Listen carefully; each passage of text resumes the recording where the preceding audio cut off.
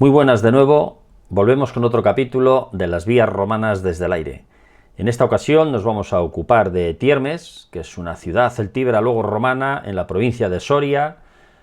y vamos a ver dos vías romanas. Una que es la que acabamos de ver y la que vemos a continuación, que es la que se dirige hacia Osma, la antigua Uxama, hacia el norte, que deja una huella bastante evidente en las tierras cultivadas y en otras ocasiones coincide con linderos o caminos actuales, como podéis ver en las imágenes.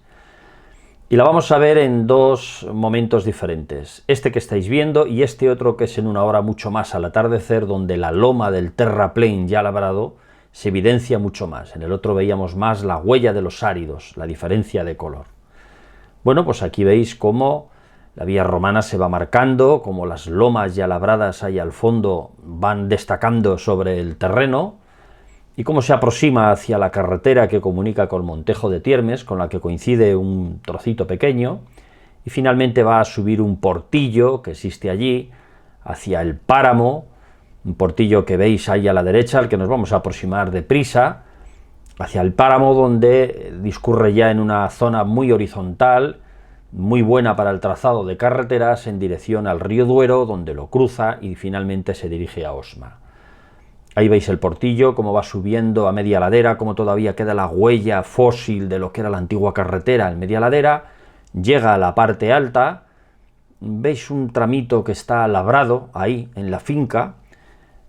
que ya no coincide con el lindero, y cómo continúa más o menos por esa alineación que estáis viendo hacia el fondo, hacia aquellos sabinares donde en su momento hicimos esta cata, esta sección transversal donde se ve magníficamente lo que es la vía romana en esa zona. Y ahora nos vamos a ocupar de otra vía romana que va de Tiermes a Medinaceli. Veis cómo coincide cercana a la carretera en un momento dado, pero al llegar a la zona de Tarancueña, mientras la vía romana discurre por un terreno llano, perfectamente llano, la carretera actual, comarcal, describe un portillo en un collado para volver a bajar, es decir, sube y baja innecesariamente, cosa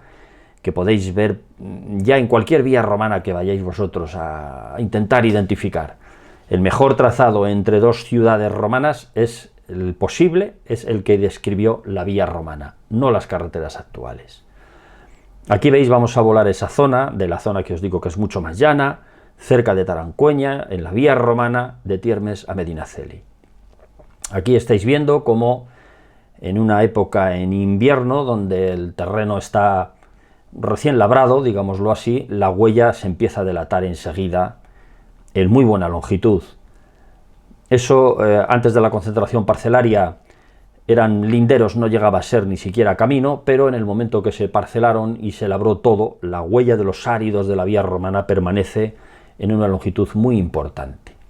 Insisto, el desconocimiento y sobre todo las enseñanzas equivocadas que en las universidades han estado dando de cómo son las vías romanas ha impedido después identificar este tipo de caminos que se han destruido enormemente en el siglo XX con todo tipo de infraestructuras, sea la concentración parcelaria, otras carreteras o cualquier otra. Aquí veis en primavera la misma huella, como cuando el cereal es incipiente y ha nacido, cómo se deja delatar de otra forma, en este caso con un colorido más pálido, porque el cereal no crece con la misma intensidad, pero como en la misma zona se ve perfectamente.